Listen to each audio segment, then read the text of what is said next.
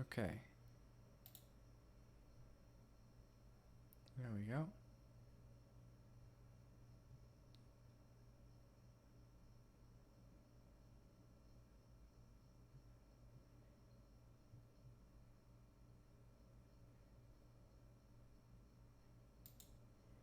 Alrighty.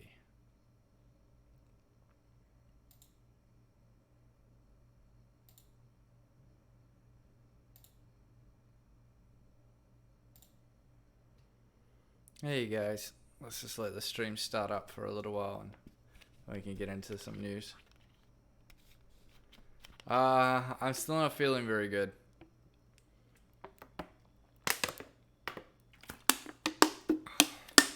Hasn't been very good, guys, which is annoying. So that's why I'm wearing my glasses, because I look like shit. I probably sound like shit. But I want to do a stream. So, yeah, I thought it would just be a bit of fun. Do the stream. You know, we can hang out, talk, go through the news, catch up. Yeah, I put in the description about why I'm wearing glasses. I could wear my Gunners and that looks less like ridiculous, and they're also less reflective, but they don't really kind of hide how bad my eyes look, and I don't want to look bad. It's either like this or I just take away the video of me, but I think it's better to just have it like this. It's sort of a little bit better. Trying to do the streams earlier so then I can bring more of you guys in as well. Like if I do them later, I know it's too late for a lot of you guys over in the States, so it's a bit, if I do it sort of quite early in the morning for me here in Taiwan, that seems to be a decent time for you guys in the States. Doesn't matter if you're on the East Coast or West Coast.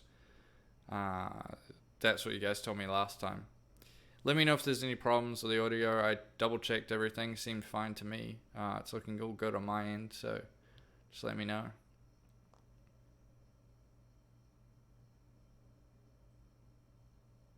Well, we'll start the news soon. There's a few articles I want to go through, more Ryzen stuff, of course.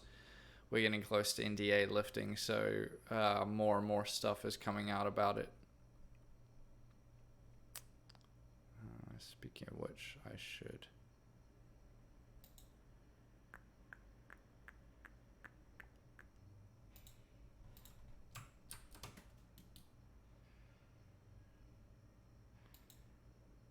Yeah, I know it's low. If you guys, I use like, even if I use a low pass filter, there's just so, I forgot to get Teddy. I'll get him.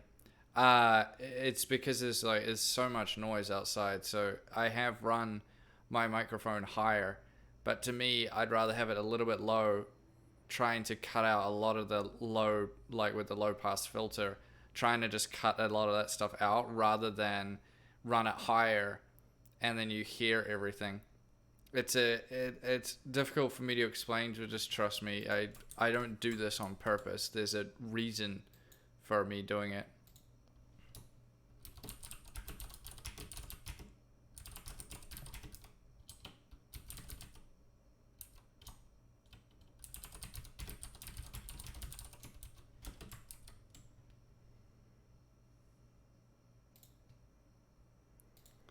Okay, put the tweet out. Okay. Yeah, I better go get Teddy actually.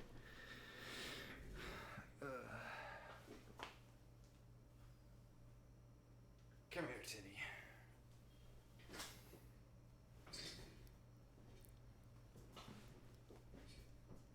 Here he is. Here he is.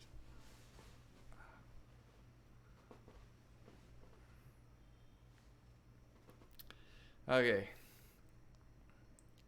So yeah, I'm gonna be honest with you guys. I'll move it close to the mic. I didn't want to put this in my videos, and you guys that watch the streams are usually I guess like the biggest fans, I suppose, the people that always tune into them. I don't like putting a lot of like my personal life in the videos because I feel like a lot of the time it comes off as like whinging and complaining, and I don't think anyone particularly likes hearing someone complain. So whenever it's like that for me, I just don't post videos until sort of everything comes right. But probably the last week to week and a half has been probably one of the worst weeks that I've had for just multitude of reasons in probably like the last few years. And that includes all the craziness that was moving here, which was like this just crazy thing. Obviously, I didn't have anything lined up when I came here. So it's just been a really tough, like exceptionally tough time lately across every dimension, you know, like just all the dimensions of life, I suppose you could say, like health, finances, relationship, personal life, all that shit has just been really, really difficult. For me, it always seems like when it rains, it pours, which means like when my life's kind of always seems like it's somewhat smooth sailing for the most part, but then when bad things happen, it seems like a lot of them all kind of happen at the same time for some reason. So yeah, it's just been a bit rough. That's like obviously being sick kind of precludes me from making videos, but all those other reasons kind of added to it as well. So it's just been a bit of a tough time. But I suppose if I'm trying to look at it from the optimistic perspective, you have to have the bad times to really appreciate the good times. You know, if you only have good times, then that's just going to become your normal, I suppose, and you won't even you maybe take it for granted, or you don't realize you're having a good times. So I guess it's a good wake up call, or a good, a very tempering thing. So yeah, been a bit tough, but that's life, I suppose. And everything should get back on track soon. So let's get into the news now that the stream's had a bit of time to get up. So we're going to go through a bit of CPU stuff first, and then we'll get into the GPU stuff. That's what we usually do. And so that's what I feel like doing today. So I've spoken a lot about the Ryzen 5 3600, as you guys know. We've done quite a few videos on it, and the 3600 is shaping out to be, I mean, to be fair, it's not completely unexpected, because when the original Ryzen launched, a lot of us recommended the Ryzen 5 1600. With the second generation, the 2600 was still a very popular CPU, and a lot of people bought it, and with the 3600, that seems to be continuing the trend. So if we look down, so all of these articles here today, guys, I haven't gone through them all first. I haven't gone looking through everything, and you know, so I sound like I know everything. I like to go through it with you if it's your first time seeing them as well. Then you kind of get my initial reaction, and we can go through it together. I think that's more fun. So it's just talking about when it's coming out, which we already know that. So here we have some CPU mark benchmarks here. So the 3600, I should say, is actually topping the chart against the not only the 9900K, but the 9700 and the 8700K. So this is crazy. And this is, so you would have thought initially, oh, that's going to be the multi-thread. No, this is the single thread performance. Single threaded performance, 3600 topping the 9900K. Now it says at 3.6 gigahertz here, which is the base clock of the 9900K. I assume that they're just putting these base clocks here just so that we all know. However, if this was run at its base clock, then that's obviously holding back the 9900K, something fierce, considering it will do 5 gigahertz on a single threaded test. I'm a little bit unsure about this. What do you guys think? That's impressive, sure, but with these numbers, I feel like this is staying. This is a bit low for a 9900K. I know because I run one, and they don't muck about. I mean, it's expensive. The 9900K obviously isn't good value for money. I never claimed it would be. Yeah, they could be. Yeah. I know they list them at their base. But even that said, that's pretty crazy because the 3600 doesn't have exceptionally high clock speeds compared to the other ones. I mean, the boost speed, it's what? 4.4 on the top, 4.3 off the top of my head. So that's considering a 5 gigahertz one. So anyway, we got that. Let's go through. So of course, yeah, it's at $200, and the 9900K is about $500. So that's obviously not very good for Intel.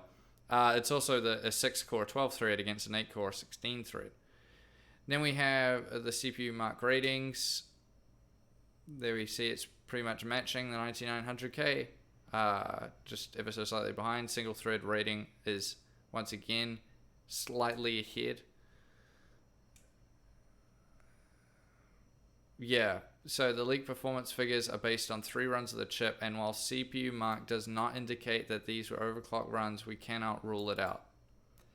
Passmark has a separate overclock CPU performance leaderboard, and it does not have the Ryzen 5 3600 listed, which tells us that these figures should be for a stock clocked Ryzen 5 3600. But again, we simply cannot know for certain until we have an actual Ryzen 5 sample, of course. Of course, with all of these, we cannot, you cannot, here we go, 4.2. I thought, yeah, so I was just thinking of the 3600 at 4.4. So 4.2 and 3.6 on the base. I mean, that's, yeah. I think this statement, the little $200 AMD CPU will put a smile on so many people's faces. Yeah, for sure. If I'm seeing the way you guys are reacting to it, there's a lot of interest there. I think when it comes to my own testing, I might work from sort of the bottom up. I don't know, actually. I'm still sort of deciding.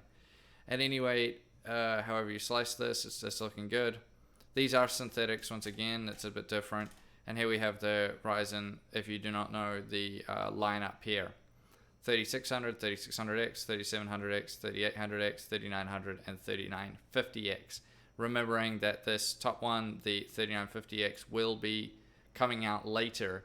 These ones will be coming out in 7 days.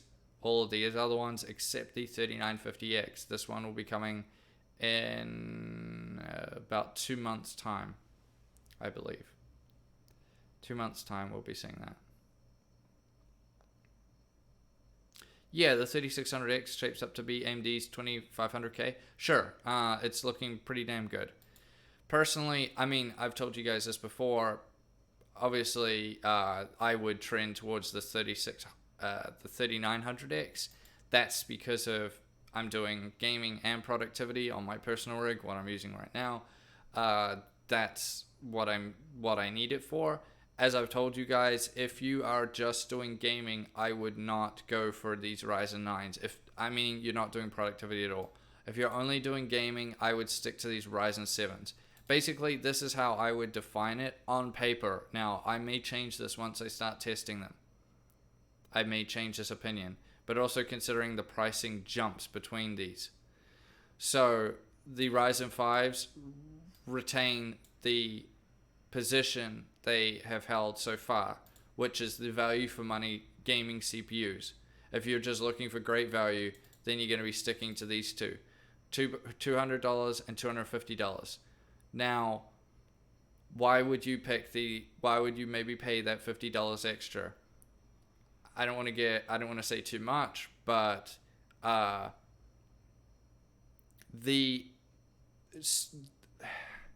the way the boosting works with the CPUs, you guys know from last generation, these two numbers it's not like it will go all the way up to this and stay at this, and it's not like, unless you're in like the Sahara Desert, it's not going to be sitting at this base clock either. It usually fluctuates between the two. Single, you know, this is when when you're doing things that are quite stressful. With the raised TDP of the 3600X, all I'll basically say is that clock speeds on average will be probably a decent amount higher. On average. It seems like on paper there's only 200 in it on the base and the boost, but I would assume you will see on average a decent amount higher. You're also getting a bit of cooler with the 3600X. You're getting the stealth with the 3600, which is the little one. That cooler is just fine for stock speeds, maybe very minor overclocking. 3600X, you're getting the Spire. That's decent amount larger, and you can actually overclock with it. Not to a huge extent, but you can overclock with it. All of these ones, everything up from there is you get the Wraith Prism, which is the big boy cooler, the nice big one. You can definitely overclock with that, that's for sure. So yeah, the Ryzen 5s retain their position as the value for money CPUs, and the Ryzen 7s over here are the enthusiasts. You're wanting higher performance. Value is less of an issue for you, and you're just wanting like extremely good gaming performance, and maybe you're also doing light productivity. Maybe you do the odd picture editing, maybe you do things like that. That's where you'll trend towards these Ryzen 7s. And for people that are doing majority gaming, I would, like vast majority gaming, I wouldn't go higher than these. I've had quite a few guys comment and talk to me about this, and they're like, oh, I can't wait for Ryzen 3000, I'm going to buy a 3900X. And I'm like, are you just gaming? And they're like, yes. And I say, well, based on paper, I just don't think that's going to be wise.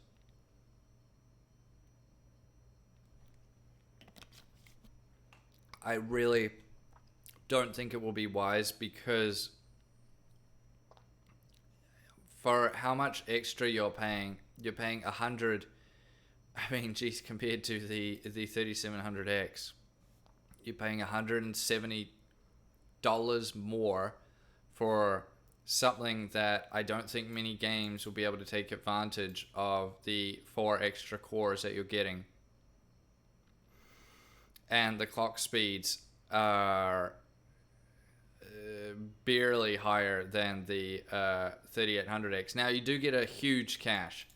That's a super fat cache, and that is the most astonishing difference between the two.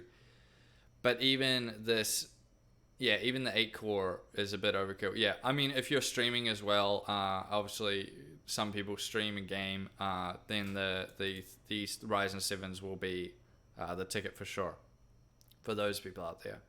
Cache is important for games, yeah, sure. It really is.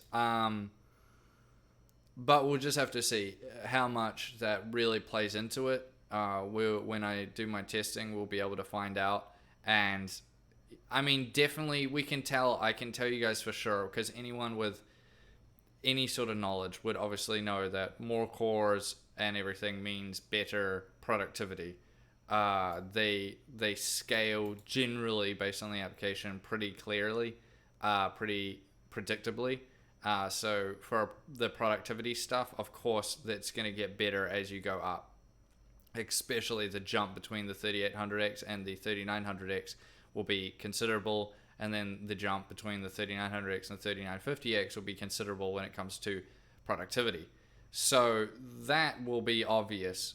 So if you're a person that's only doing productivity, maybe you're looking to build a new workstation with one of these CPUs, then I would still wait for the reviews to come out just to kind of reaffirm it, but I'd say you're pretty safe in knowing that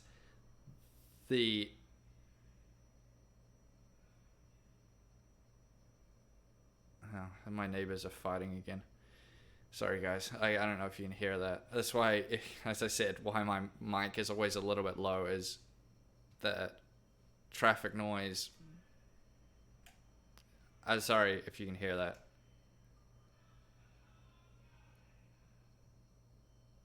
Yeah, sorry guys. Anyways, let's just carry on. I'll just talk over it. I don't know if they always do this. It's really, really annoying. It really pisses me off.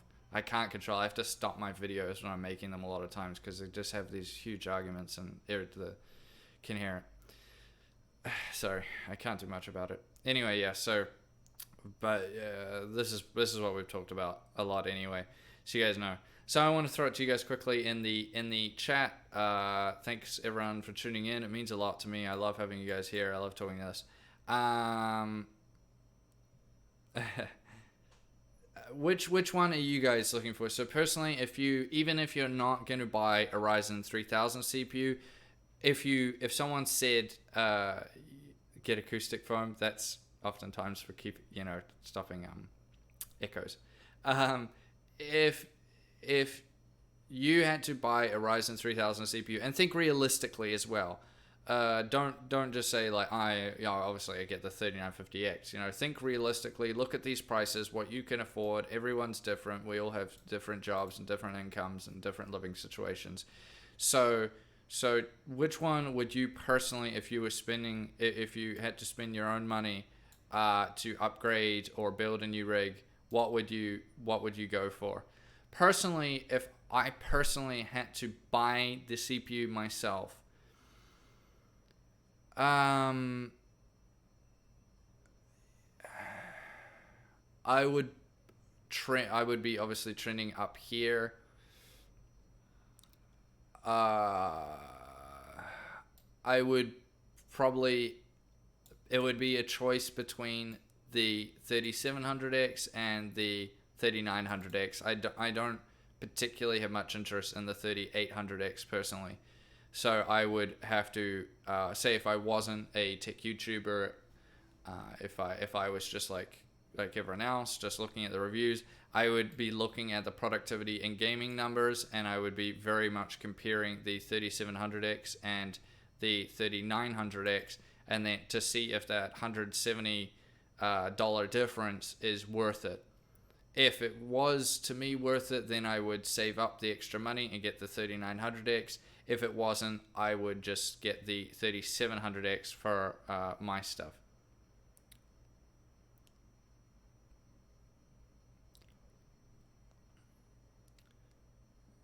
Guys, you don't have to call someone a shill just because they have a different opinion. Let's be honest, Intel will still have better single core performance. They might. We don't know for sure until we start testing them. Hey, they certainly could. You don't have to call them a shill. It doesn't make me a shill either. Look, Intel's had the single core advantage for how many years now? It's not much of a stretch to think that's going to continue. Like, once they've had it for this long, and we've seen other benchmarks where it's still been ahead. So, yeah, it's just it. We'll know when we come to the testing, and then you guys can say. So yeah, it seems like through the voting, definitely the 3700X seems to be the one a lot of people are interested in, which also goes to what I was saying is the one that I think is quite good. So let's go over to the next one. So this is talking about that 3900X. 12-core CPU leaks out, makes Intel's 1200, the 9920X CPU look obsolete as fast as the 9980XE, which that CPU is a hell of a lot of money if you do not know. Some introduction here. This is just talking about more. So this is the lineup that we can see. So this gives you an idea of the pricing and everything relative. So this is for the 3950X isn't listed here because this is the CPUs that will be launching in 7 days time. These ones you see here, and you can see the comparison to the Intel equivalents on the other side. And the main thing I would look at is the PCIe support. That's cool. That's good that they listed that. The cache though. Game cache that's AMD's marketing. This is just okay. Let's not get into that because I don't want to get. Hey, Toasty Todd, thank you for the $1, man. You guys, everything helps. If you want to join Teddy's Super Cool Club, you can on the channel as well. Become a channel member. That's the easiest way you can ever support me if you want to. Question: what is the difference between a 3700X versus 30? Yeah, so the difference between the two is, you can see here, there's still 8 cores, cache is the same, but look at the clock speeds. This doesn't show TDP. So the clock speeds, you're getting a decent bump up there. It doesn't look like there's much on the top, but there's 300 on the base. Yeah, game cache is L3 cache. Yeah, that's all it is. The TDP is also 105 on the... oh wait, did you ask 30? Yeah, 105 on the 3800X. Generally speaking, the 105 watt CPUs, if we're thinking back to the previous generations, comparing the 65 watts to the 105 watts, the 105 watt TDP ones would generally hold higher clock speeds across the cores used, rather than the 65 watt ones are generally more conservative because they have that lower TDP. Yeah. Do you expect Ryzen 3 3200G to be competitive by any means? Yeah, we'll have to check that out for sure. But I mean, it's looking... The previous generations were quite good. No, I don't have a Discord. I don't think particularly many people would use it, to be honest, at the size of my channel. But yeah, I hang out sometimes in the Harder Unboxed ones, and I see people there sharing my videos and stuff like that, and the Harder Unboxed Discord, so that's always nice. And I go in there and I talk to people sometimes as well, so that's good. So this is just telling us what we already know. We know the details of this. This is just more of the details there that we've just been looking at. So let's go through blah blah blah blah blah. We know this. We know all this stuff. So let's have a look at this. So this is using the X570 Aorus Master. We got a single core score of 5900 and 5905 and 44,849 on the multi-thread. This is definitely okay. So it's listed as the 3900X. Got some more single core ones there. Okay, and then some multi-core tests as well. So for comparison, so let's go back. So for comparison, the single core 9900K scores 6100 points. So that's just 200 higher. This is what made me dubious about these scores with this single thread. The 3600 would be beating the 9900K, where in this,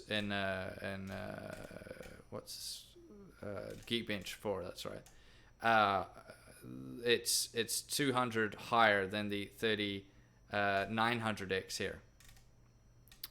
So, and the 3900X has higher clock speeds than the 3600 as well.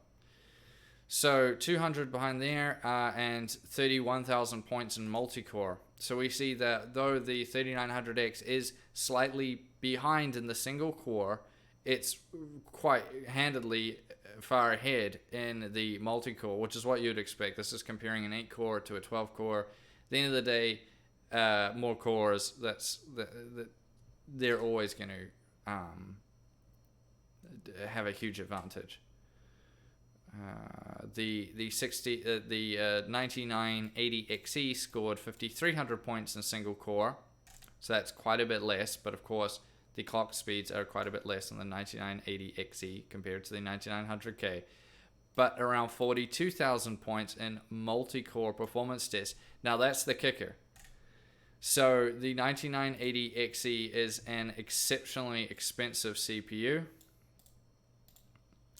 We go into Intel. So that's a $2,000 Intel CPU. Comparing it to a $500. So the 3900X is a quarter of the price of the 9980XE. Can see the clock speeds are also a decent amount lower, although that is an 18 core. So this is just super impressive. Stunningly impressive. 42,000 points in multi-core tests. So the 2950X I should say is 48,000 points in single core. That is quite low, and 38,000 points in multi. So the 3900X, boy, looking like a beast in the synthetics. Remember, this is a synthetic. course. Yeah, sure. Yeah, I guess. We will have to see. The synthetics, oftentimes synthetic benchmarks and productivity benchmarks in real world applications somewhat line up together. Um, Not always, and it really depends on the application, but a lot of times they match up a lot more so than how synthetics match up to games. That can oftentimes be completely different. You can have something that does quite well in certain synthetic benchmarks, and then you put it in certain games and it's an absolute disaster. But generally, when it comes to things like the 3900X, a lot of people will be getting it for productivity reasons, which is why people are comparing it to Intel's HEDT line, because that's what AMD is really trying to hit them on. So we can see here comparable. They're saying comparable 1080p gaming performance. This is what they showed off. This is basically their way of saying that it at least matches it. Creative performance plus 50%, pretty much. So that's huge. Productivity numbers 50% higher. That's huge. And of course the energy efficiency. The 9900K is not an efficient CPU, energy efficient. I would say that anyone that thinks that listed 95 watt TDP is what it really sits at is very much mistaken. My 9900K I have in my rig right now, if I run like Cinebench or something and I look at the power usage, it likes to go to about 145. It's between 140 and 150 watts. That's where it sits. Not the 95 that's listed. They generally like to sit around there. That's what happens. So with these Ryzen 3000 CPUs, we would expect them to be do a bit better than that. Of course, we won't know for sure until we start testing. Yeah, definitely. When like the Epic Rome CPUs and stuff, the data center guys, the enterprise guys are gonna love it for sure.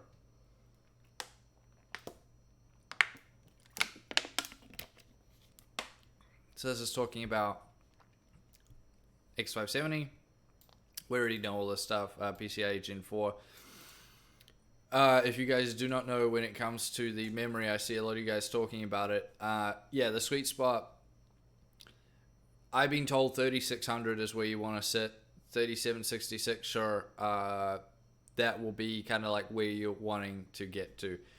These PCIe Gen 4, like M.2s and stuff like that, SSDs, there's not actually a huge amount of them out there on the market. So I don't think initially you're going to have a huge amount of choice. I'm not saying there's none, because I've seen them. I saw quite a few at Computex.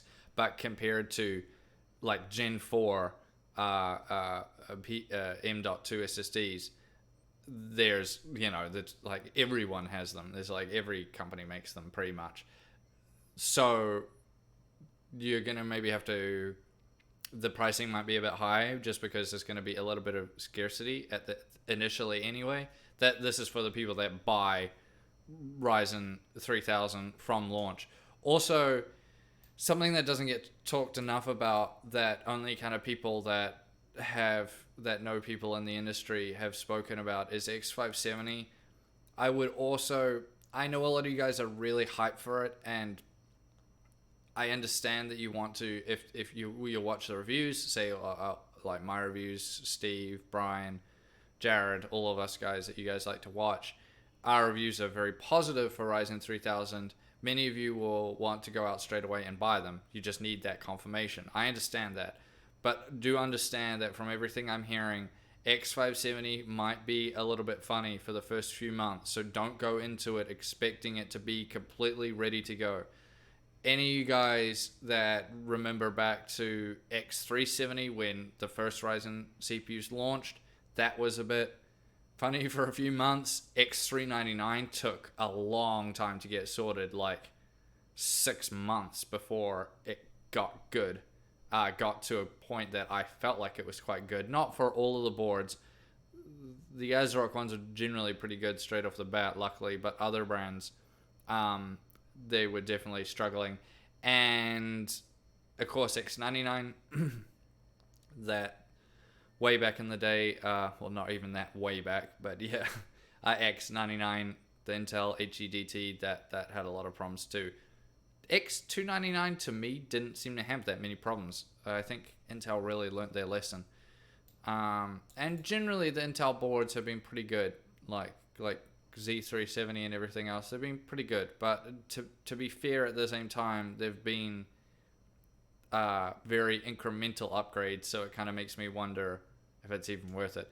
That being said, yeah, you guys, yeah, if you're keen to stay on X470, just do that then. But as I said, the engineers I've spoken to, the X570 will be, don't jump on the platform straight away and be like, oh, I'm having all these weird issues with my motherboard. It's like, you were warned, okay? don't think that it's just gonna be fine straight away. When I switch, I got on X399 straight away when it first came out, and I also got on X370 when it first came out, and X370 was more of a mess at the very start, but it also got corrected much quicker. X399 was a mess. I mean, I made a whole video about it, and a lot of people called me an Intel shill for doing it, even though I ran in my personal rig, a Threadripper, setup with the 1950X. So I did do that. So how I was an Intel shill, I don't understand, because I actually switched off X99. But it had a lot of problems. My X99 by no means was a good platform either, so I'm not just picking on AMD, but the HEDT motherboards, because they're more complicated, generally will have a lot more problems, so they take a lot longer to be worked out, where X570, my prediction is it will be buggy, there'll be issues at the start, but I would imagine they will be corrected quite quickly. So if you hear a lot of us complain about issues with certain X570s, just keep that in mind. If you go for it straight away, it'll be okay. Yeah, the ASRock boards seem fine. When I tested the X399 Tai Chi, I had no problems with it, but some of the other boards from other companies, they had a lot of problems. I made that whole video about it. You can put in X399 as a mess on my channel. Remember that I made that video at the very start, but there was things like the RAM. If you tried run 4 sticks of memory, it wasn't working. It wasn't just me. I remember Brian made a video over on Tech Yeah City about it. We had all kinds of things. Also the socket issues, trying to actually get the CPU in to screw in. If you had the LOT socket or the Foxconn one, sometimes it was different. But yeah. No, I don't think it will be bad as X370.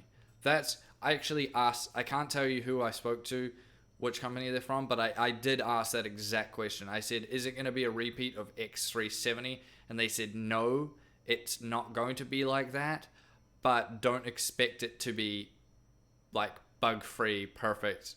Give it a few months to get there. They're not saying it's going to be a total mess, but don't.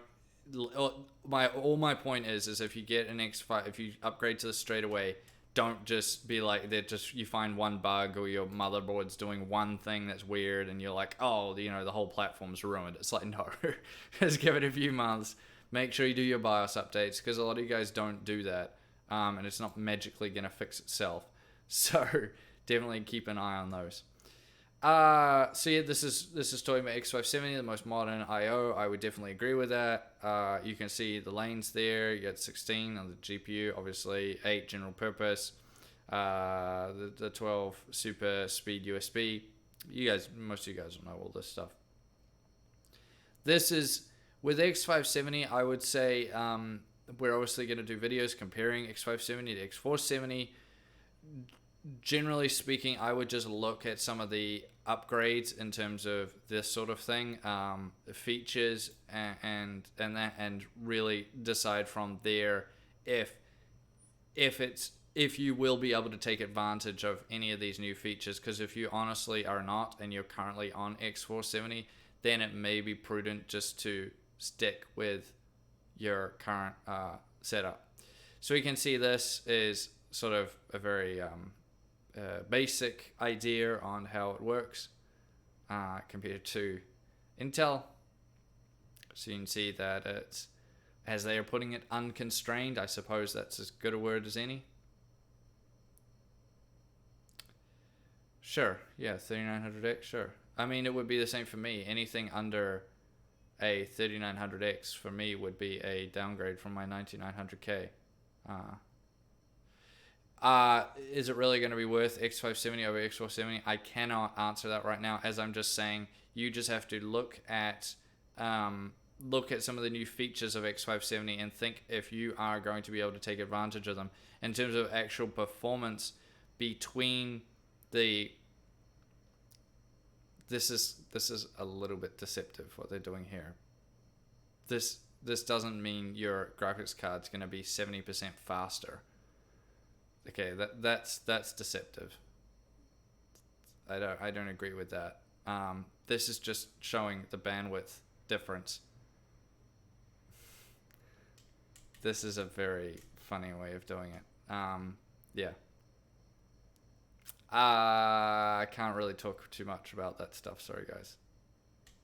I understand you guys want to see, I see on the streams with like everyone else, you want us to talk about it, but we just can't talk too much. I'm trying to I'm going on the thinnest ice possible with you guys to tell you things without getting myself in trouble.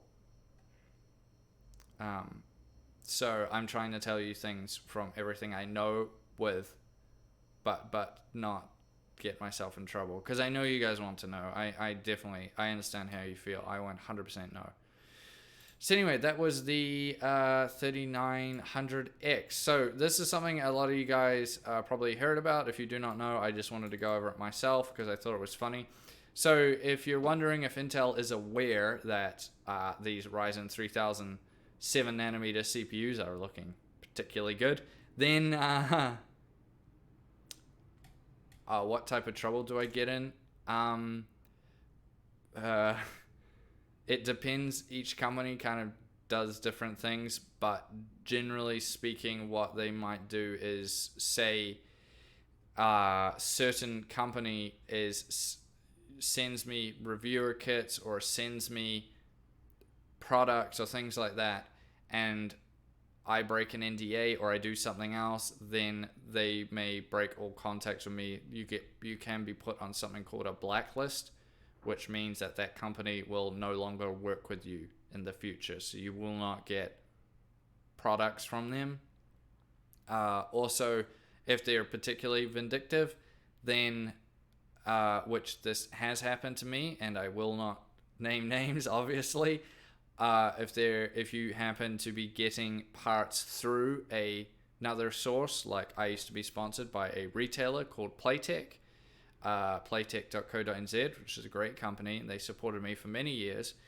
They are obviously a retailer, and what happened was certain company got very upset with me because of my reviews, and also the fact that I targeted another YouTuber by saying that they had reviewed the same product I did. However, we got completely different results, and I made sure mine were legitimate, and so I gave the product a very negative review where they had given it a very positive review, and I said that I thought that maybe something funny was going on. My evidence for that was that the product had been shipped to me from them. So oftentimes when they do reviews, they call it that they will put it on rotation, as it's called. And what that means is they will send a product to a certain YouTuber or reviewer. Maybe they do sort of written reviews. That person will review it. They have a certain time period with it. Maybe it's 1 week, maybe it's 2 weeks. then that person will send it on to another reviewer, someone close by to them. So when you're in Australia, New Zealand, they kind of will rotate the products around, but sometimes for certain ones they need to take it over. So this was coming from I'll just say North America, a large North American tech YouTuber, and so they didn't reset anything, and I was able to see the settings that they did a lot of their tests on, and they were very strange and very, very it was very misleading the way they did it. Cut the story short, I made my review. It was very negative, and I also questioned the other YouTubers' results of how they got to them, and I asked a lot of questions. And because of that, the company cut me off completely, and also they went to the retailer I worked with who were supplying me with parts for review, and they basically told them to never supply me with products from their company, or else they would face issues with them. And so I got cut off entirely, which is why a certain company's products were just, for like a year or two, were just not seen on my channel. So I've been through all that. It's not a nice experience, and I didn't think I deserved it because I was just being honest. But it's the way the industry works. Unfortunately, it's not that we can't be honest. The big guys can and get away with it. It's the little guys like me and anyone that has under 100,000 subscribers. The companies can push you around a lot more. I don't put up with it if they push me around. Like I don't just change my reviews to make them positive just because they don't like them or that it upsets them. I just put it out anyway. The whole reason I do the channel is to help you guys. It's not for myself. Like, I don't do this for me. I mean, I enjoy doing it, but it doesn't make me much money. It costs me a lot of money, actually, to do the channel. And I do it to help you guys out because I want you guys to make the right consumer choices. And I'm never going to mislead you. So I just wanted to do it. But now that the channel's got a little bit bigger than it was back then, I can kind of stand up a little bit better than I used to be able to. The big channels can stand up big time. Yeah. So, yeah, thanks guys. The support's great. Anything you do to support me, sharing my video. If you don't have any spare money, man, it's understand. I know. I've been there. So you just share my videos is the best thing you can do to help me out. And if you want to help me out, then you can join Teddy Super Cool Club, my channel memberships, and that's just the easiest way of doing it. I don't use Patreon for a variety of reasons, so that's the only thing I use for that. So yeah, let's talk about this anyway. Let's talk about my stories of woe and about the way the industry is that people don't like to talk about. It's you ask another tech YouTuber about this, oh boy, you won't get an explanation. They are very scared to talk about it, but I didn't say any names there, so I think I'm safe, and I think it's fair that you guys know. So Intel obviously is in a bit of a precarious situation. This is part of their memo, so they put out a memo saying that that AMD is resurging, and yeah, thanks. I'm glad you guys like the Hardware Legends videos. I wish they would get better views though, because they take a lot of time and effort. So why AMD is now a formidable competitor. So you might think that this is Intel's a little bit late to the party, but I guess better late than never. And they say that they're greater than 20% annual revenue growth. That's huge. That's in large part to the newest Ryzen products for desktops and EPYC for enterprise, cloud, and data center. I don't have the particular breakdown of the numbers, but I would imagine that thanks, John. Thanks for becoming a member. It means a lot to me. The AMD, the where the big money maker is, even though you guys find it boring, is the EPYC, is the data center stuff. It's boring. I find it boring personally. Let's be honest. But it does make them a lot of money for Intel, and AMD chewing away at their market share in the data center area is gonna really hurt Intel. That's probably, I would say, Intel personally, from, okay, I can't phrase it that way. Intel is more worried about the data center stuff, than they are about the desktops. Just trust me. They are much more worried about this, because that's where their big money makers are. The Xeons make them a fortune. So this is it. There was the article on Reddit. I checked it before though, and it has been deleted. So I did search around to try find the most amount of it. But I think you guys would. I did previously read it already, and I watched the Hardware Unboxed video. Tim went over it, so I am aware of what it is. Basically, the TLDR version of it is that Intel is very concerned now, and they're gonna be very seriously focused on competing with AMD. So this, in the memo, it said Cinebench is often used by AMD since it favors high core thread count and represents one of the best case benchmarks for AMD. Intel believes that Cinebench is not a representative benchmark for general platform evaluations and real-life workloads. Okay, so I feel like this is a bit funny coming from Intel, purely because for years Intel has used Cinebench as well, and I think both AMD and Intel have said that I don't know, John. I don't know how much percentage they take. I believe it's on Twitch you lose a quarter per subscriber, and half per subscriber on Twitch, and YouTube I believe it's a third. So you get, I get 2/3. So I think it's a little bit better on YouTube, but you don't quote me on that. That's just a streamer friend of mine told me something like that. Yeah, so I find this very funny from Intel. They've been using Cinebench to show off their productivity on the HEDT platform for a long time, and with the gaming stuff. Now, this doesn't mean it's entirely incorrect. Cinebench certainly doesn't represent gaming performance, but it does often give you a good idea. Say you run a Cinebench multi-threaded test, and one CPU scores whatever 2000 CB, and another one scores 1000 CB, and then you load up Vegas or Premiere and you do your video editing and you hit render. It's not going to be perfect that like the one that scored 1000 more or twice as much is going to be twice as fast at rendering. It's not that close, but it should line up like somewhat. Yeah, so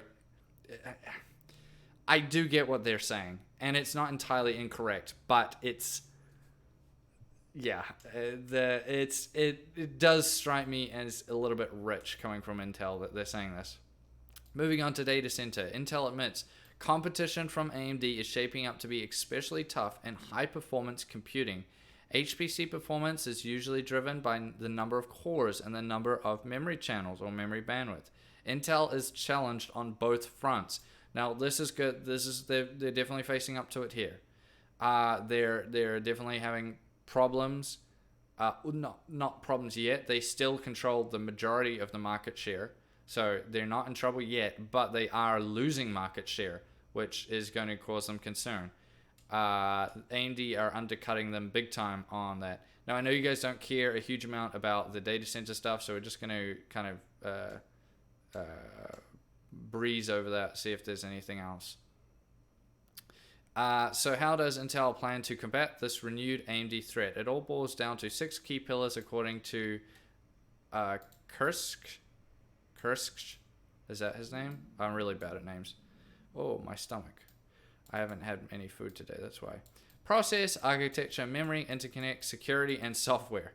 Wow. Really, Intel? I suppose sorting the security will give a lot of consumers more... confident, so I guess that's a good thing.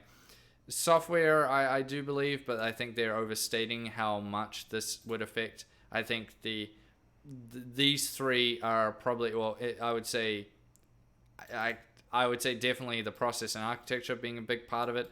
These three are also a big part of it, and this is a minor part of it. However, the number of vulnerabilities found in Intel processors over the last year and a half, the company might want to add some reinforcement to that security pillar. I cannot agree more. Definitely.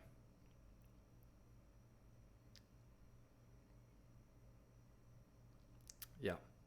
After all, the internal memo is rather insightful and well-reasoned look at the threat from AMD poses to Intel. I think generally it was well-reasoned. How the company can respond, it interestingly makes no specific mention of AMD's leadership beyond its success, especially Lisa Su. There's definitely something to be said about the fact that Lisa Su has played a very pivotal role in AMD's turnaround. She is extremely well educated, extremely experienced in engineering, electrical engineering. She is a very good CEO as well. I think she very much tries, and I think she's this AMD from looking for a business perspective, because I did study business. Looking at it from a purely business perspective, this is one of the best corporate turnarounds I've seen. And I think a lot of that does come back to the fact that you have someone that came from the engineering department lead the company, rather than someone that came from, say, the marketing department leading the company. That's not saying anything about Intel, but if you know about previous tech companies, you had, say, I forgot his name off the top of my head, who was the CEO for Apple for a while, who used to be the CEO of PepsiCo before Steve Jobs came back. They took someone from marketing and made them CEO, and it just was a complete disaster. Yeah, so this is very good. To be fair as well to NVIDIA, Jensen is also similar in that aspect. Yeah. Jensen, who I believe is her uncle or her cousin or something. I believe they're related. So yeah, she's extremely well educated, extremely smart woman, doing a very good job over at AMD. I don't think they'll be changing CEO for a very, very long time. So yeah, Intel might need to make some changes there too. All right, so let's go over the 3950X. Overclocked to 5.4 gigahertz across all 16 cores. So that's not just a single core, that's all of them. Oh boy, I bet that thing put out a decent amount of heat.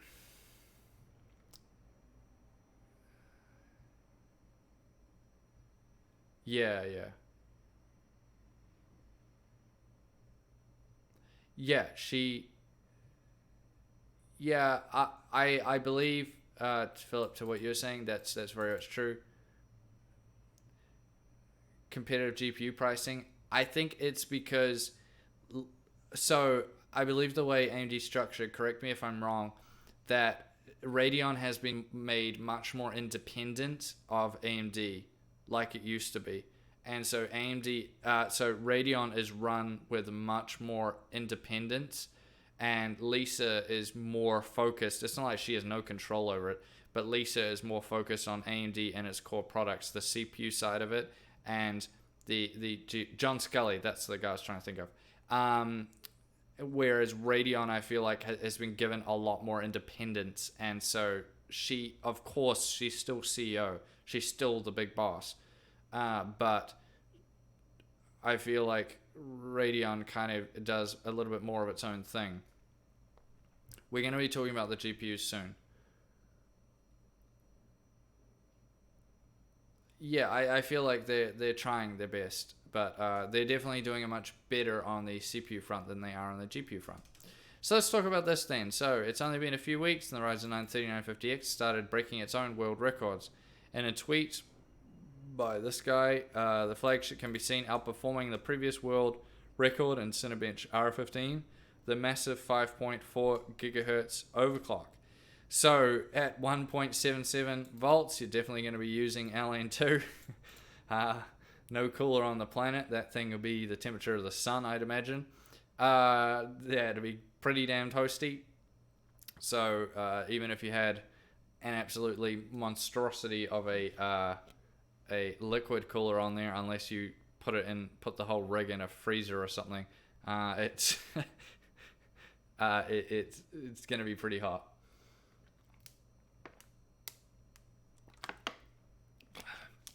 Please do not think that you're going to be able to buy a 3950X and with your Noctua air cooler, your NHD15 or whatever, you're going to be able to take it up to 5.4 on all 16.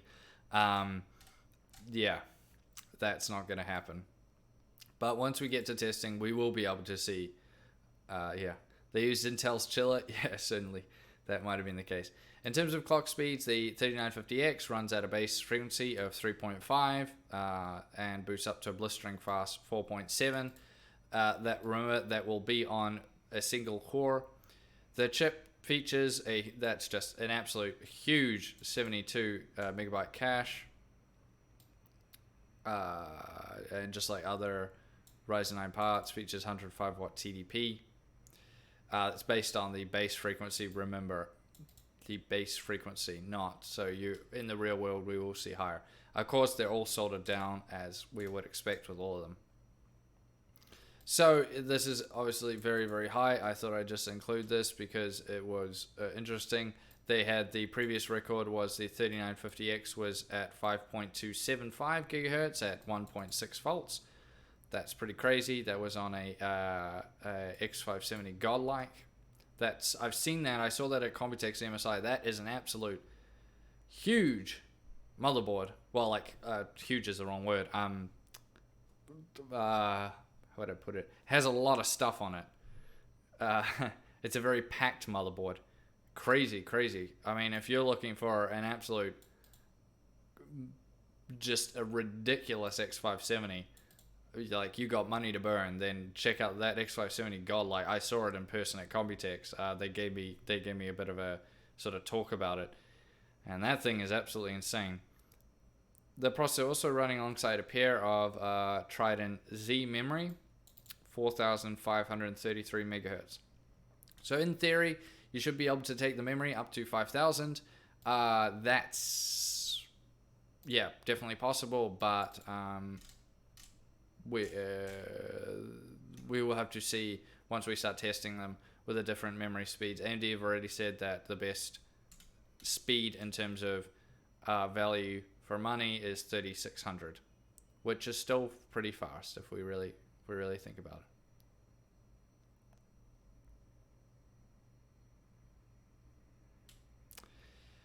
it. So the three records here, so 5,434 points. Whoa, that is a hell of a Cinebench score, multi-threaded Cinebench score. Wowee, that is extremely high.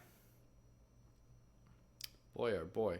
So for some comparison to that, to the real world, a 2700X will do about, a stock 2700X will do about 1800 points. Around 1800 in the multi-threaded Cinebench. So you can obviously see that's vastly higher. MSI managed at speeds of DDR4 5100 megahertz on air and expected that 4266 megahertz would be the sweet spot. So MSI is saying it's a little bit higher at 4266. Of course, this is very high, but the fact they managed to get it up to 5100, if you guys are really serious about going absolutely crazy with the memory speeds, then sure, you can go for it. Yeah, though definitely beating Intel in the 16 core part.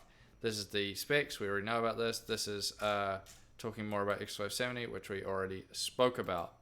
So we're going to move on to GPUs quickly in a minute. Yeah, you guys can see in the bottom right of that picture, you can see the scores with comparable things. Look at what the 4770K, for example, scores. 822. Even the Xeon there, what's that? The 56. Yeah, the 5650. Way down, about 1300. So, yeah. 1950X does 3500. At 4 gigahertz on all cores. Yeah, that's about right. I believe the 1950X from memory does about 3000, doesn't it? It's stock speeds. It does about 3000 from memory. So, it's pretty good. I mean, remember that's the HEDT platform as well. I mean, this is the mainstream. Imagine what these the next generation of Threadrippers are going to do. Yeah, it's going to be nuts in terms of these scores. So let's just do quickly, guys. If you have any questions about Ryzen 3000, let's talk about them, and then we'll talk about the GPUs. As I said, here is the lineup. Actually, we'll get that better picture. Yeah, this one. This was a good picture because you can see the comparison to the Intel lineup as well. For you guys that are interested. As I said, the big fat cache there, that is going to be... Yeah, it does 3000. I thought so. The 3900X is about 3000 at stock. Yeah, that's what my one did from memory. I just... There's so many CPUs and GPUs from testing. I think a lot of you guys forget that when you come in on older videos expecting us to be able to remember everything, and we're testing so much, it's like... It's hard to always remember back exact numbers and things like that just from memory.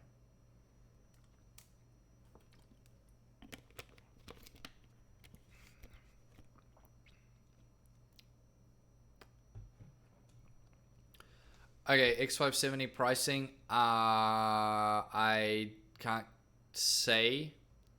How do I put it? It's not going to be as bad as you may think it may be. But it's certainly... Look at the current pricing of Z390 and the different... Oh boy. You guys are going to get me in trouble with all of these questions. Look at the pricing of the model that you may be interested in if they have a Z390 version of that. I'm not going to say any specific models at all. You guys understand what I'm saying. Look at what the Z390 price is. Sorry. And it will be similar. It could be similar. That's maybe what I'll say.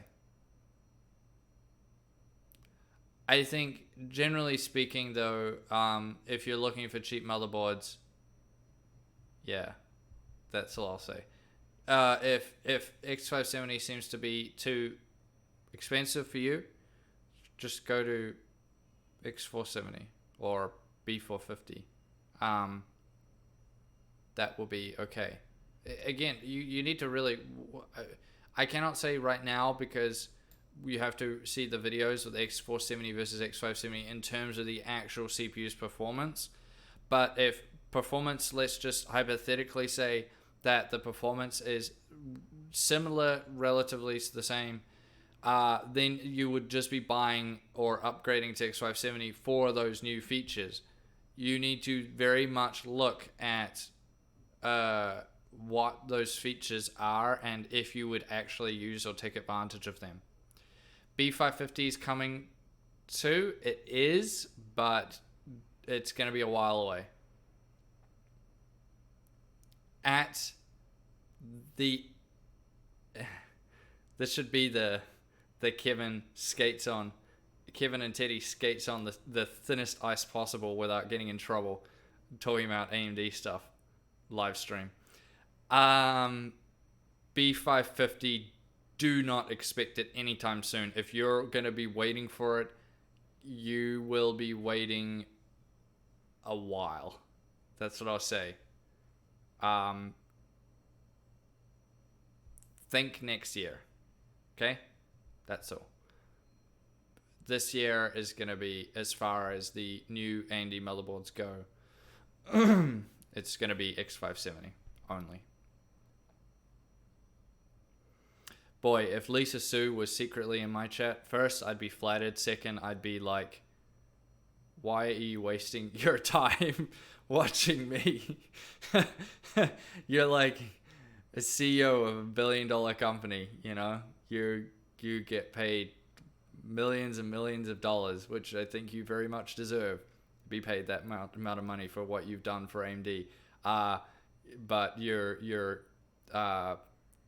you get paid that money for a reason. You should definitely earn it. You shouldn't be just watching my stream.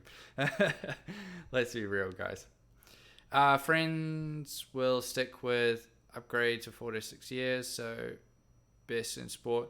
Yeah, I mean, if you're gonna be sticking with it for a while, then sure. Yeah, I think if you're someone that maybe you haven't, maybe you're on X370, or maybe you haven't upgraded in a long time and you're looking for something that'll do you for a long time, I think certainly X570 would be a good upgrade to go for sure. That'll be very good.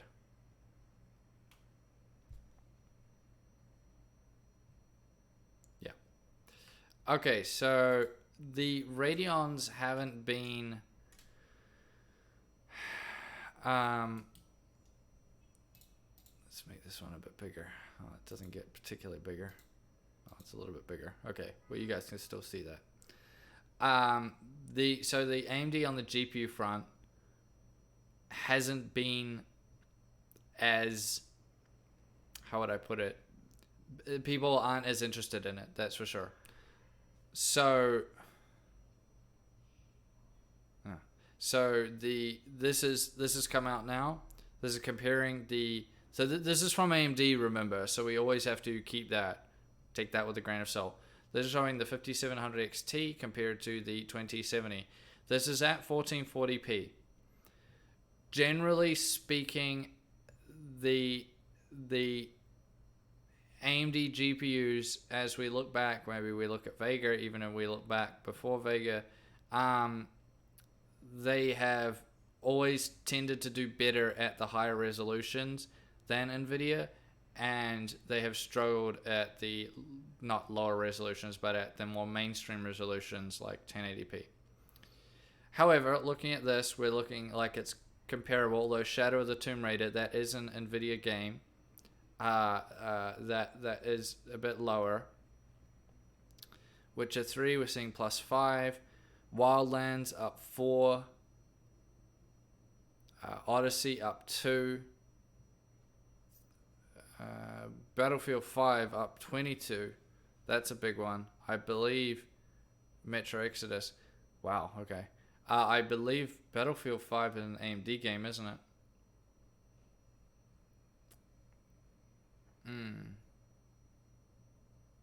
I think so. Metro Exodus, I'm not quite sure about either. So we're seeing that it's comparable to, AMD are showing us, basically if we average it out, there's two sort of the BF5 and Metro Exodus ones are a little bit outliers. But mostly if you take those out of it and look at these scores, these are AMD showing it as well. I would say that, oh, okay, Battlefield 5, yeah. I always get confused. All the games like it, kind of, I forget which ones are made with which company. Yeah, so I would say it's just going to be matching the 2070, judging by these. If AMD is showing that across the board it's doing about the same, then I would say Metro is NVIDIA. That's right. That it's going to just be matching it. So, given the pricing as well, for the fact that the 5700XT is not going to be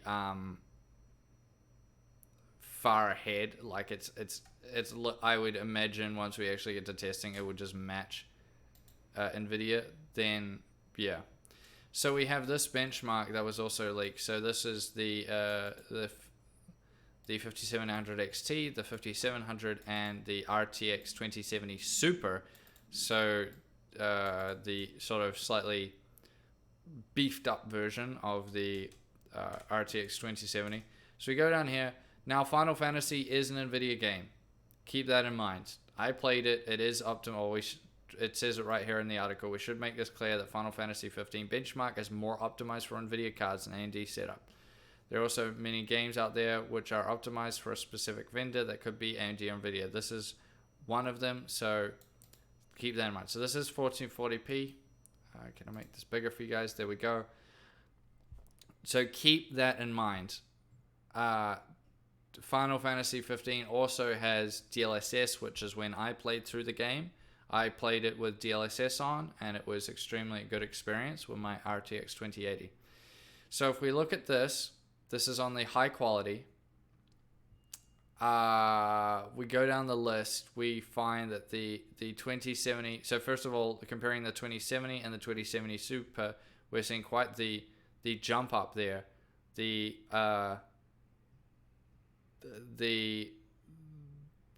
2070 Super sort of bridges a decent gap there between the two. That's a decent jump up. It's almost 1,000 points. You can see that the 2080, the 1080 Ti and the 2080 are more or less in the same ballpark as each other. This is what we've seen, that the 2080 on average is just marginally better. The 2080 Ti, there you see miles ahead. Then let's look at the AMD card. So we have the 2070, the 5700 XT right down here, and that's lower than the 1070 Ti, lower than the 1080, and quite a bit behind the 2070. Now, do not think this is going to be a disaster, because this is an NVIDIA game. Which CPU are they using? That's a very good question. I'm not sure that it says.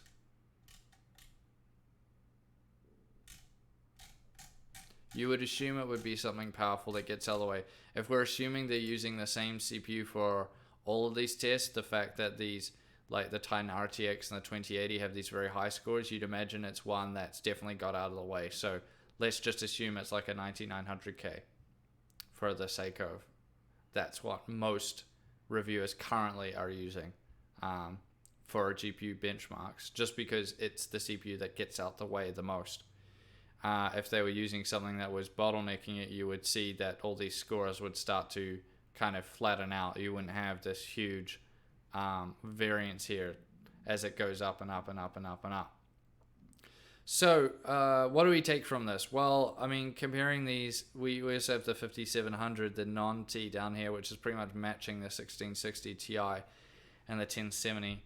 Also disappointing there. We would have liked to see that a little bit higher. But as I said, this is just one benchmark in an NVIDIA favored game. I think the better thing we can take from this, rather than looking at the AMD cards, is comparing the NVIDIA cards, because obviously that's the optimization is fair. Then look at the Super compared to the normal 2070. Boy, is that a jump up. You'd notice that's for sure. And it kind of means that the jump between the 2070 Super and the 2080 is not a particularly large one anymore. Like the 2070 compared to the 2080, like that's a decent jump that in performance you would see going to the 2080. But yeah, the 2070, it's not quite 1080 Ti speeds, but it's certainly getting close. Sort of maybe, I'd imagine, considering the way they've written this would be a reference 1080 Ti, and remember that the reference cooler on the 1080 Ti was the old blower cooler. This, where the 2070 reference, the founders, and the 2070 Super, they have a much better stock cooler. So with a good non-reference 1080 Ti, this number would more likely be a very, very similar one to this 2080. So you would see a little bit of a difference there. So I wouldn't go far as saying it's that, but sure. Nevertheless, the scores, as pointed out, clearly favor the NVIDIA GeForce RTX 2070 Super, which is way ahead of the RDNA-based counterparts. Which is surprising. What is surprising is that the GeForce RTX 2070 is around 50% faster than the... They worded that really weird. I should have said Super. So the Super 2070 is 15% faster than the non-Super 2070.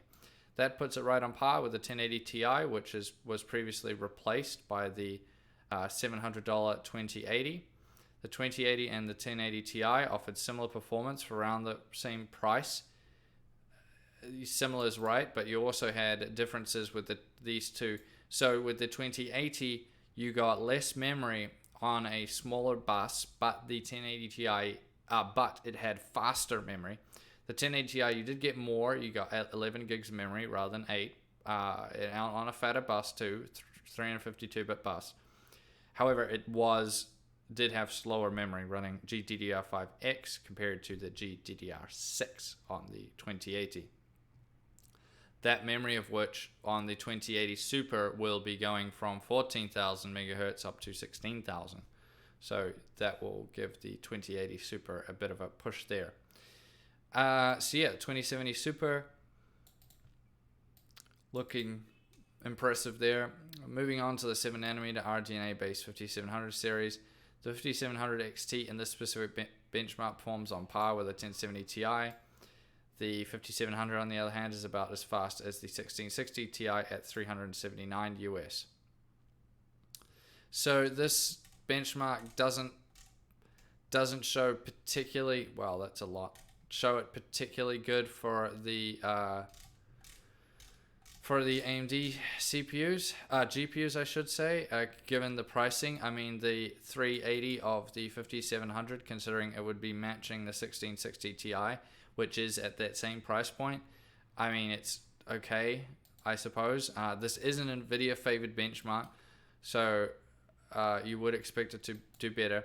Here we have a time spy graphics score, and we can see that the 5700XT there is getting closer to the, just a little bit behind the 2070 Founders Edition.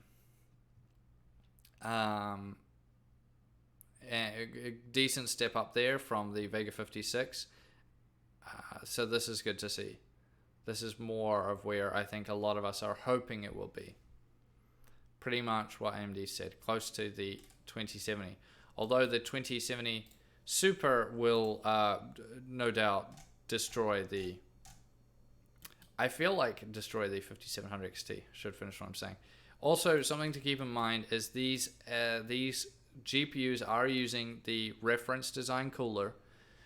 That is not ideal because you have a situation that we don't know how they do. We don't know if they're thermal throttling. We don't know anything like that. So it could be a situation that they are having some sort of thermal issues which may be rectified with non-reference designs.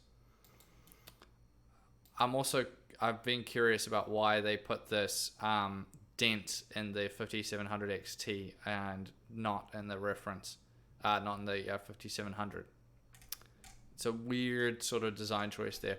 So maybe we'll see a situation where non-reference ones are vastly better. Now let's just quickly run through this Super lineup. If you do not know, I know this is kind of like information overload. So let's go through it together and I'll sort of explain it. So the Supers are, as the name would imply, they are, okay, the dent was to direct airflow, okay. The Supers are, it's pretty much TI, but NVIDIA couldn't use TI because they couldn't make 2080 Ti. I feel like they just needed a new name, so they just thought Super would be fine. Basically, just beefed up versions of the regular one. So let's work our way down from the top. So we have the 2080, which is what I'm currently running. So about 3,000, just under 3,000 CUDA cores there. The new one will have a slight bump up there by about 100 more CUDA cores. That'll make a little bit of difference there. The TMUs and ROPs are unchanged. Cache is also unchanged. We go down, we don't know the clock speeds just yet. You would hope that it would potentially be a bit beefed up. Memory speeds here, so you're seeing 14,000. This is saying 15,000. I was under the impression that it was 16,000. If you guys in chat know this or not, they're saying 15.5. I was under the impression it was 16,000. So that will give you the higher memory bandwidth there. And of course, the pricing is matched, but of course, NVIDIA will redo the pricing of the entire lineup as it goes through. Now going down, let's take a look at the 2070s then. This will be an important one. As we just saw, there was a decent step up there. So we're seeing you're getting about 250 more CUDA cores on the 2070 Super. So that's vastly more. So on the 2080, you're getting about 100, and you're getting about 250 on the 2070 Super, which actually brings it a decent amount closer to the 2080. Also, TMU wise, we're seeing a bump up there from 144 to 184. Cache is unchanged. Clock speeds wise, from what it said, we're seeing a vastly higher base clock speed by 200 megahertz, pretty much. On top, about 60 more. That's giving you that quite a bit higher compute amount. Memory is unchanged. Same memory, but you will see that the TDP has risen. So you're going from a single 8-pin, and many of the reference models, basic model ones, some of the fancier ones will have 8+6, but we're going to see it's going to be 8+6 across the board. That will be because of that will be the same as what the 2080, that's right, was 8+8. Yeah, so 8+6, this makes sense given the raised TDP there. Of course, pricing will be changed at $500 US. That will make this 2070 Super, for those looking, will be a very impressive GPU. I think this is the one NVIDIA is really trying to allure people to. Also, for the fact that this is the one that will be the best alternative to the 5700XT, given the pricing. Now let's have a look finally at the 2060. So let's go through once again. CUDA cores wise, we're seeing a decent jump up. What's that, about 250. So once again, it's similar to what we see with the 2070. 250 TMUs and ROPs both go up from 120 to 136 and 48 to 64. That's a big jump up there. Cache is unchanged. Clock speeds also go up. Not quite as massive of a jump, but it's still surprisingly an actual lower boost clock, which is interesting. Of course, this will be different for non-reference models. They will be able to take advantage of it, but through the core count, that will mean that you get a higher compute. Not quite the kind of jump we're seeing. So you're going from 6.5 teraflops to 7.5.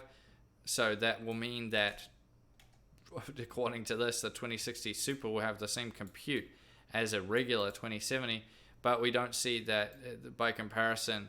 The jump up in compute is much higher from the 2070 regular to the 2070 Super. I believe that is Intel's way of really cornering the market. Memory, this is what a lot of people were interested. The fact that you're going from 6 to 8, this is really what it should have been from the onset. I felt like 6 was a little bit funny.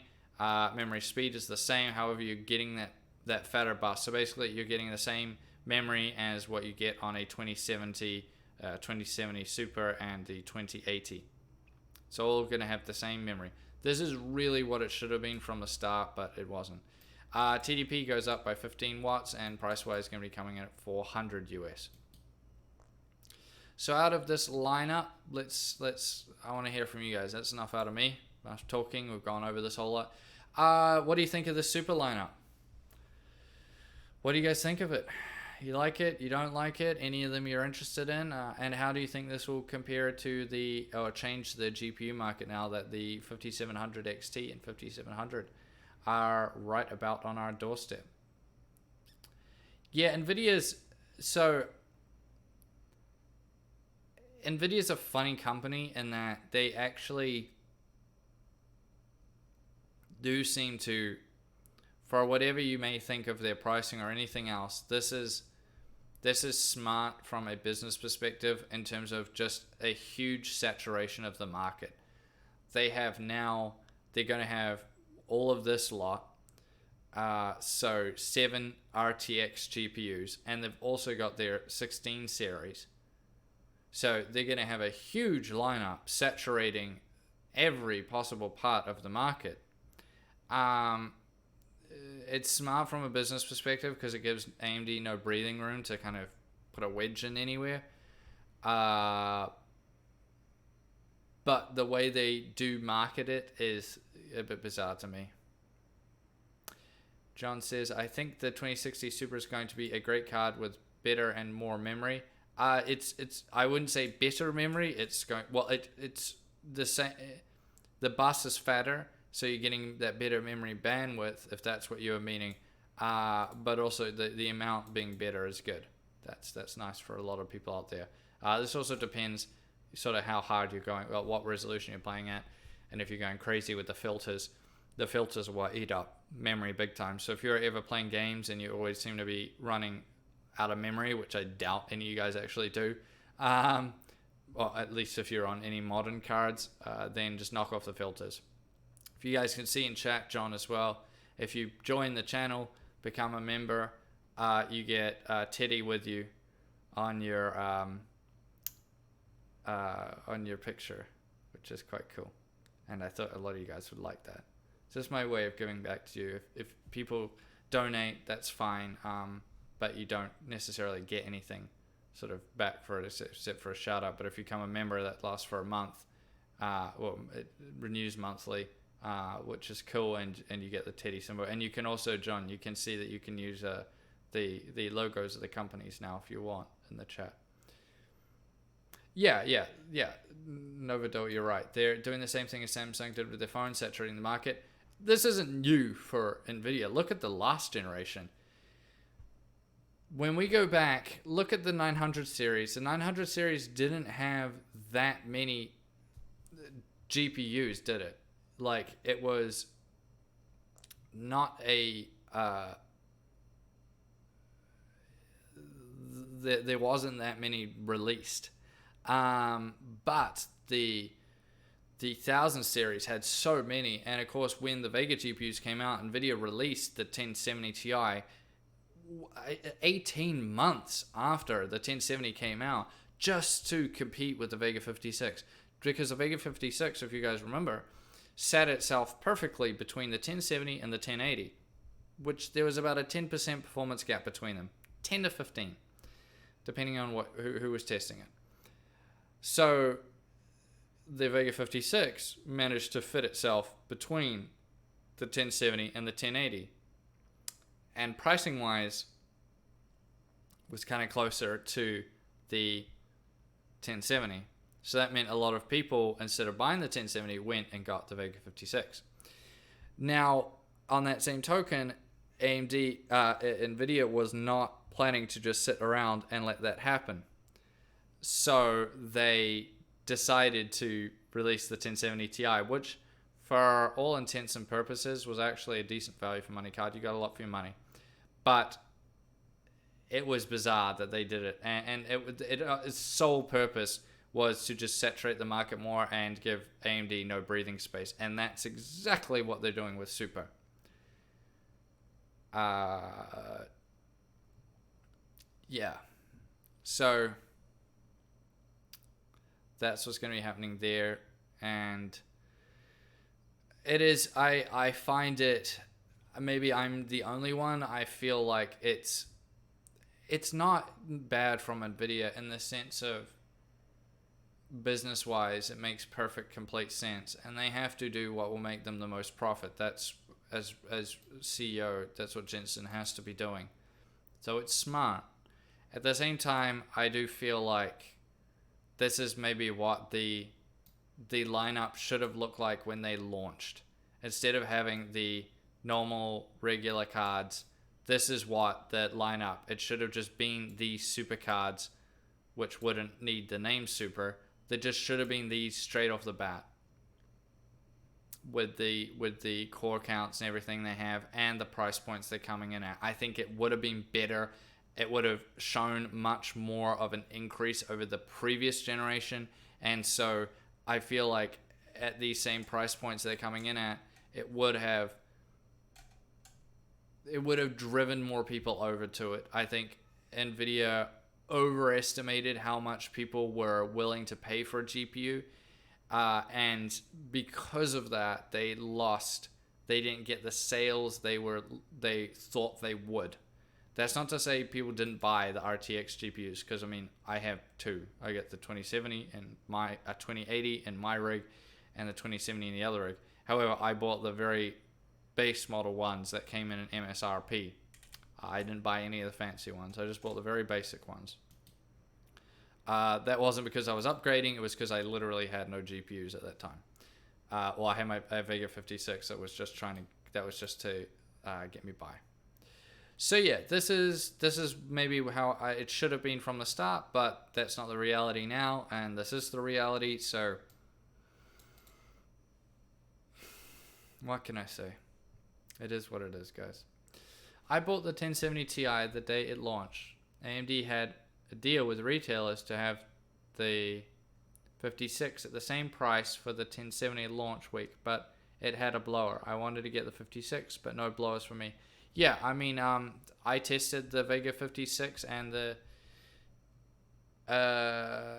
Vega 64 with that blower cooler. It certainly wasn't as bad as previous generation blower coolers. I mean, as you guys know, if you watch my Hardware Legends on the Vega 50, the R9 290s, I mean, that was a total disaster with the stock cooler. And the 7970 was as well, to be perfectly honest. It's not like AMD never released good stock coolers. I mean, even back in the day, look at like the 7990. I mean, that was decent. I mean, they pretty much, the Radeon 7 cooler is just a similar design to what the 7970 had. 7990, I should say, sorry. Fully agree. Yeah, should have been that from the start. Yeah, I agree. The Ventus 2060, yeah, that's the one I tested. That was decent. Yeah. Yeah, I mean, it's still the whole like ray tracing RTX part of it is still a little bit up in the air. Personally, I really enjoyed. I haven't used ray tracing in any of the games I played, and I have games that can use it actually, but I just don't. So I haven't actually taken advantage of ray tracing at all since I've had the 2080. On the same token, I did use the DLSS the whole time I played through Final Fantasy 15, and I did think that was good. It gave me good FPS. When I switched between it looks-wise, it looked more or less the same. Some things off in the distance, like poles, kind of the DLSS made it a little bit funny. But as far as the experience went, my FPS was actually very good. I could run the game at 4K. And with DLSS, it made it possible. If I turned DLSS, I wouldn't have been able to game at 4K. Well, you know, I'm not getting into the whole thing. But yeah, 4K. 1070i was crappy mini from Zotac. Oh, okay, yeah. They made obviously the good ones as well. I would be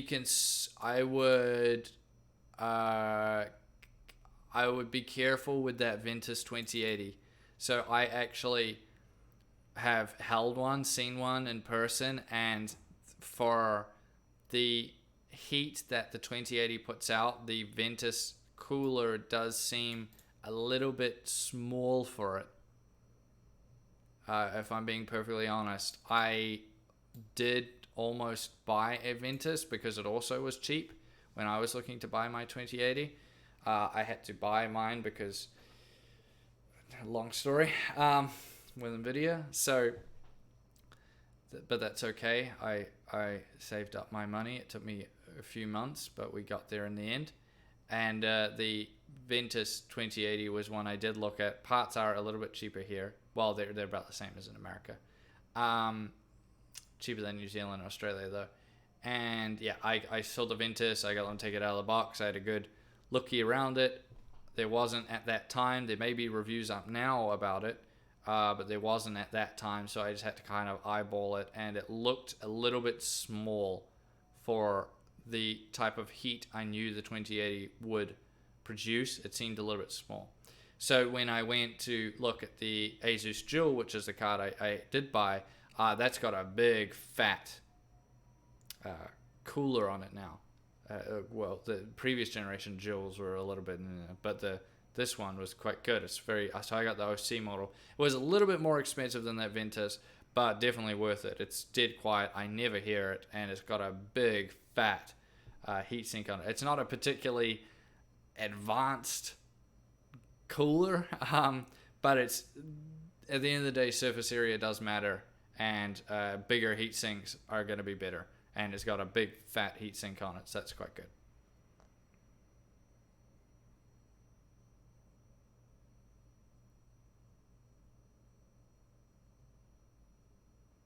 NZ Amazon is my friend. Yeah, but don't you have to pay, I don't know, I think it's changed. Didn't they change the laws there that you have to pay GST on things like that?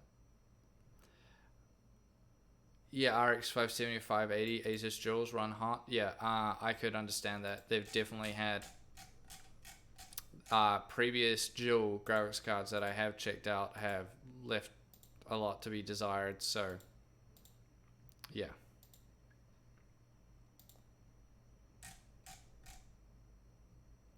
Yeah, I definitely yeah.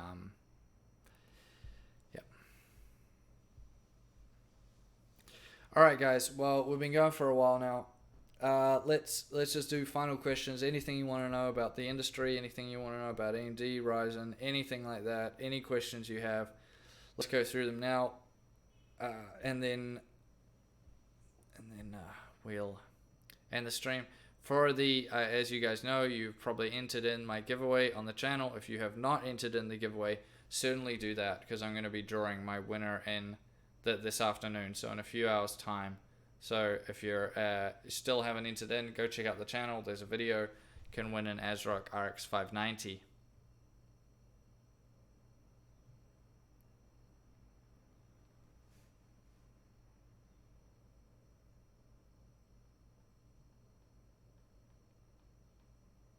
Oh, okay. Is that how it works? I'm aware. I can't answer everything because of the NDA, but I'll answer anything I can answer. That's how I should say. You guys should know that, anyways. I'll tell you as much as I can without getting in trouble, like I always do. Not sure why the webcam always does the like black and then it comes back. I don't know why. Maybe I need to buy a new one. Do you think AMD will have enough stock of the mean little beast as the 3600 when launched? We will see. But yeah, well, it'll be hard to say. If it's like the previous generations, then you may have a little bit of a shortage at the start. Why is there no mouse flavored cat food? You got me. I don't know. What giveaway was that? John, that was for the ASRock RX590 graphics card. So if you're interested in that, just check out the channel. You'll be able to find it. Let's bring this over here. So you can go on my videos. You can see it's this one here, ASRock GPU giveaway. You can go and look at this one. There. And go and get that.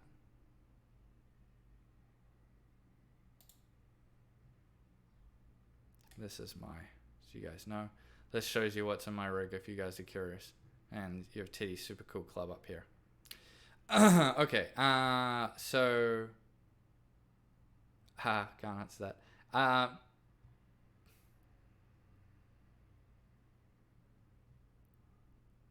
You think the 3600 will match or be close to 8700K?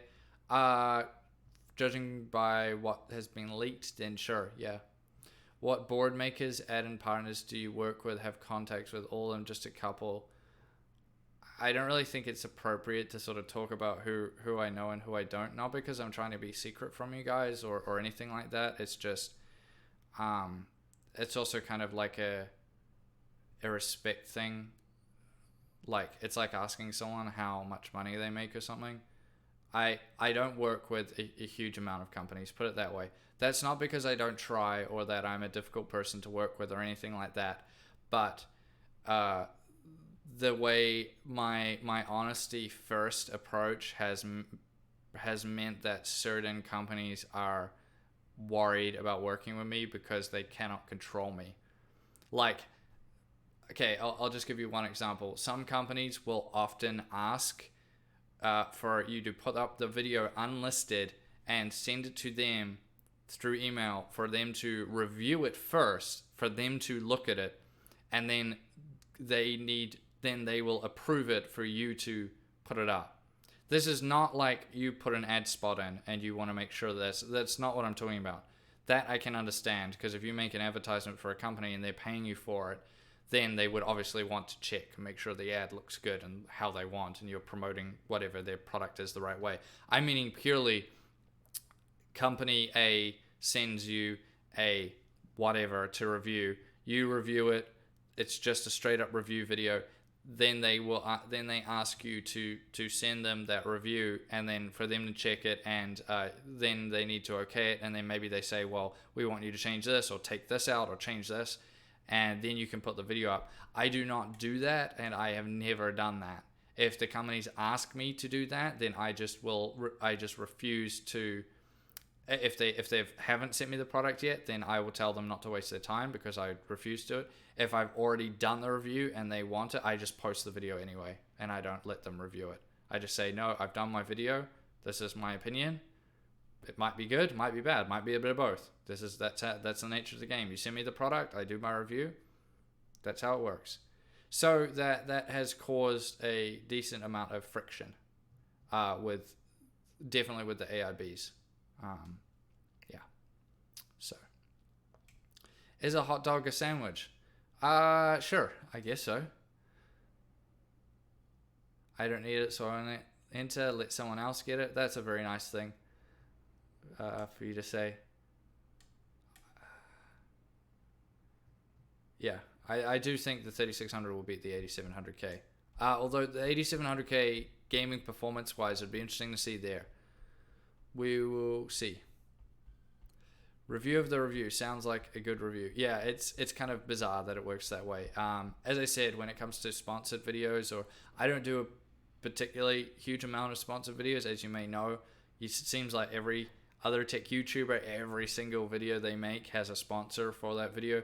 I only do it kind of few and far between. It's not because the main reason is that I just personally very much dislike over advertisement, but I may have to start doing a few more soon because I am struggling a little bit financially right now. I'm going through a bit of a rough time, as we talked about at the start of the stream, so I might need to do it, but I only do it out of necessity, and I am very specific with which companies I work with.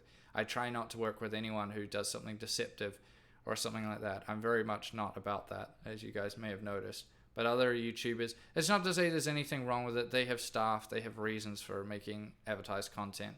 I understand that, but I'm not exactly a greedy person. I don't, aside from sort of the spending I do on my PC, I actually don't really spend a lot of money on other things. It's just on my computer, and that's about it. You know, I'm an enthusiast, and that's about it. Yeah, so anyways, getting a little bit off topic. You'd be surprised the amount of tech YouTubers that do go along with the, like, we need to review it first thing. I would say the majority do, which might surprise you guys. This is my personal opinion. They may see it as nothing wrong with it. They may have different deals. It's not an entirely negative thing. So I'm not throwing anyone under the bus. Sorry.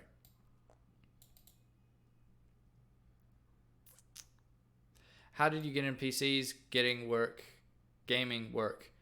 Okay. How did I get into PCs? I do not remember entirely. I believe I was 15 years old when I built my first one. It was more like something I'd been wanting to do for a while, and my mother would buy me. Back then, you would buy it because this was 2005.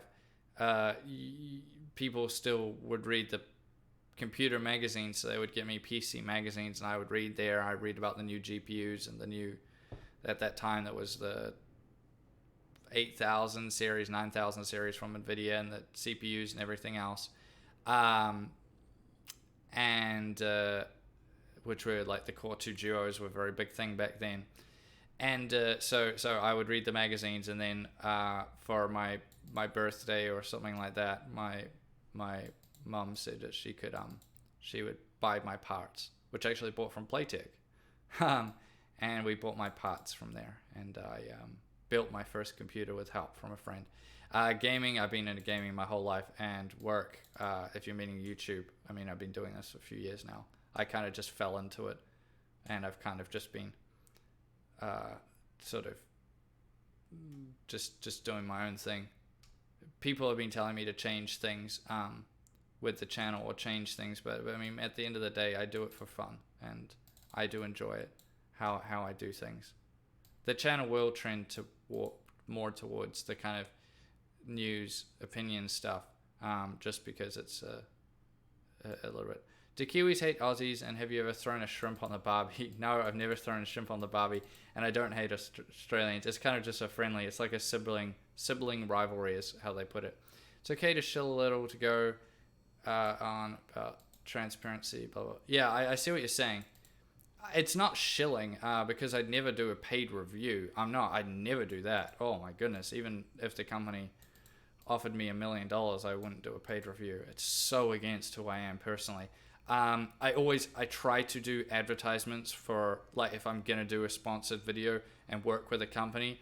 As you will have noticed, the companies, like the last two ones I worked with, one was a CD key company, which I did check out to make sure they were legit. And they were, but it's the reason I went with it is because it's completely unrelated to tech, really. And also I worked with Price Spy, who is like a price comparison website, which again, even though they have a lot of tech stuff on there, it's completely different. It's not like I'm working with an AIB, or I'm working with Intel, or I'm working with AMD.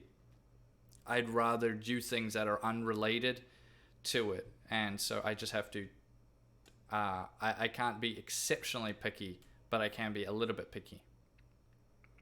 Where is the egg and egg roll? Got me. Are you happy in your move to Taiwan? Yes, overall. Overall, yes, but in the last 2 weeks, it's been tough. Very, very tough. Toughest time I've had in the last few years. I've been enduring considerable difficulty. But, as I said earlier, you need the bad times to make you appreciate the good times. So we stay on the up and up. That's why it was also hard to finish my Hardware Legends. It's just when I'm going through a lot personally, it makes it a lot. I can't think creatively like I usually do. So it makes it a little bit difficult. But it's okay. I think it's all right. My first custom build was back in 2014. Had a 650 Ti boost. That was a good GPU. It was a fine card for my needs at the time. Yeah, that's fine. Game demos with a bomb. Yeah, that you get with the magazines. That's funny. Yeah, that takes me back. I remember getting I think it was Quake and a few other, I can't even remember.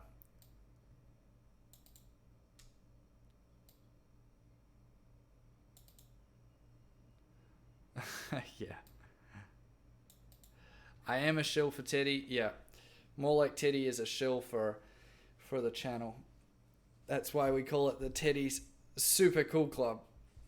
Because you get the Teddy symbol beside your name when you join. That's why I called it that. And that's what I thought would be a bit of fun. So yeah. Anyways, thank you guys for joining it. You do not know, I do have a second channel, which I don't speak about a huge amount, called History Lounge. This one right here. I'm going to post another video soon. I just want to get better. First, this is just a my little history channel. So yeah, and then of course we have Tech Showdown. Enter the giveaway. I will draw it today, and yeah. How many hours do I play games? Not. It's kind of irregular, so there's no sort of set amount. I some days, if I am going to play a game one day, it's usually maybe about 2 hours to 3 hours, but it's sort of irregular. I sort of will. I don't want a game if it's only going to be for a short time, so I sort of will set it aside like a gaming time and maybe play for 3 hours. But then the next day or the next 2 or 3 days, I may not play a game. It just depends on what's going on in my life. Hopefully, when things stable out a bit more in every respect, then I can do more. But as I said, if you guys, as not everyone has spare money, if you just share my videos around on whatever website that you use or whatever forum or whatever that you go on, that's the best way you can help me. Obviously, only share a video if you actually think it's worth sharing. I don't mean share something that's you think is just a bad video. But if you did enjoy a video I made and you do think people should see it, then share it around. That's the easiest way you can ever help me and the channel. That's the best thing you can ever do. I mainly play the strategy games these days because I like to do kind of like two things at the same time. So I'll chuck on a podcast or something in the background, and I'll listen to that, and I'll play my strategy game at the same time. So I kind of like turn down the game volume, and then I kind of listen so I can be playing my strategy game and listening to that. Whereas if you're playing action games, it's not like you could really do the two at the same time. But yeah, like Hearts of Iron 4 is probably the main one I still enjoy playing. EU4 and stuff as well. So yeah, I do that, and then I can kind of do both things at the same time. I also listen to the podcast when I'm doing just B-roll or whatever, kind of when I'm setting up to film or all that stuff. I try to do it. It's better than I like listening to music, obviously, but it's kind of like I can learn things or hear new opinions and that in the background. So I'll listen to all the tech podcasts, and also I listen to just general ones that are done, like popular ones that probably you guys listen to as well, like Joe Rogan ones and things like that. I like to listen to it and take it all in. So you guys, thank you so much for hanging out with me. I've been going for a while now. We'll call the stream here. I'm glad you guys enjoyed it. I had a lot of fun with you guys. I love doing this sort of thing. I do want to do streams outside, and we're going to go around tech places, and I can show you what the parts look like here in Taiwan, like pricing, and we can maybe go to where all the company headquarters are. Maybe we just walk in doing the stream. We can ask if they could show us around or something like that. Probably not. We'll probably get told to leave. But I want to try do that more, so we will. But unfortunately, I'm sick, and also after the sickness has passed, which hopefully will go in the next few days, I need to... it's not malaria. I need to get my life sorted first, and then I can start looking to do that. But it will do. In the meantime, I will try do the live streams. Yeah. All right. Thank you guys so much for hanging out with me today. I appreciate all of you tuning in to the stream. As I said, into the giveaway, if you haven't already, I will be drawing it this afternoon, so you definitely get in at the last minute. If you haven't entered, get yourself an RX590 potentially. So that will be good. And thank you guys all for watching the video. Tiddy thanks you as well. Join his super cool club if you want to help out the channel, help me out. I appreciate every single person that joins, more than you can possibly imagine.